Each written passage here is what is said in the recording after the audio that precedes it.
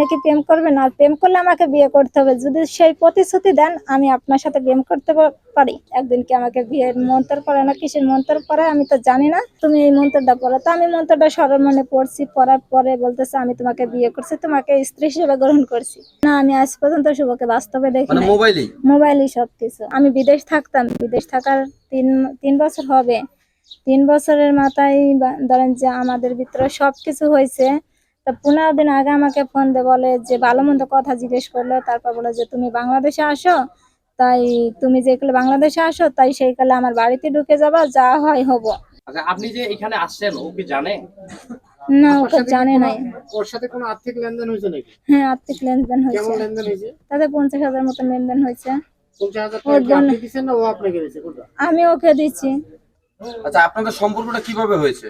আমাদের সম্পর্ক বীরগঞ্জ একটা ছেলে আমাদের ওখানে কাজ করতো। সেখান থেকে ধরেন যে আমি একসাথে কাজ করতাম। সেখান থেকে ওই ছেলেটার সাথে আমার চেনা পরিচয় হয়েছে। সেখান থেকে কথা বলতাম।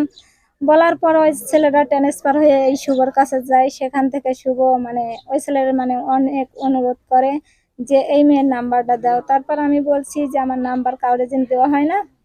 এরকম 3-4 দিন 10-12 দিন চলে গেছে। তারপর এই ছেলেরা গ্রুপ করছে। ওই ছেলেটা যে গ্রুপে এনেছো আগেকার যে ছেলে ছিল সেই ছেলে জানতো না। জানার পর আমি তার সাথে রাগারাগি করলাম যে কেন এরকম হচ্ছে, আমার নাম্বারটা সে নিল কিভাবে, এরকম কথা বলার পরে ছেলেটা বলতেছে যে আমি তোমার সাথে কথা বলতেছি। আমি বলছি কি কথা? তা আমি বলতেছে যে এমনি এমনি কথা মানে ভালো মন্দ কথা এরকম বলতে বলতে এক পর্যায়ে ধরেন যে সে বলল যে আমি তোমার সাথে প্রেম করবো। আমি বলছি দেখেন আমার সাথে প্রেম করবেন, আমার তো সবকিছু আছে, আমার সংসার আছে, আমার আমার সংসার আছে, তাই আপনি কি প্রেম করবেন? আর প্রেম করলে আমাকে বিয়ে করতে হবে। যদি সেই প্রতিশ্রুতি দেন আমি আপনার সাথে প্রেম করতে পারি, জানি শুনে। তারপর এই কথা বলার পরে ছেলেটা বললো যে আচ্ছা ঠিক আছে। আমি বললাম যে তাই আচ্ছা আপনি তো সনাতনী আমি সনাতনী, তাই ভগবানের দিব্যি দিয়ে বলেন আমাকে যা প্রেম করবেন, প্রেম করে বিয়ে করবেন, এই প্রতিশ্রুতি দেওয়া লাগবে। তার ছেলেটা সেই মানে মানে ভগবানের দিব্যি দিয়ে বললো যে আচ্ছা ঠিক আছে আমি তোমাকে বিয়ে করব। এইরকম করতে করতে 2-4-6 মাস চলে গেল। চলে যাওয়ার পরে ছেলেটা একদিন কি আমাকে বিয়ের মন্ত্র পড়ে না কিসের মন্ত্র পড়ে আমি তো জানি না। সে বলতেছে যে আচ্ছা ঠিক আছে তুমি এই মন্ত্রটা পড়ো। তো আমি মন্ত্রটা সরল মনে পড়ছি। পড়ার পরে বলতেছে আমি তোমাকে বিয়ে করছি, তোমাকে স্ত্রী হিসেবে গ্রহণ করছি। না আমি আজ পর্যন্ত শুভকে বাস্তবে দেখি নাই।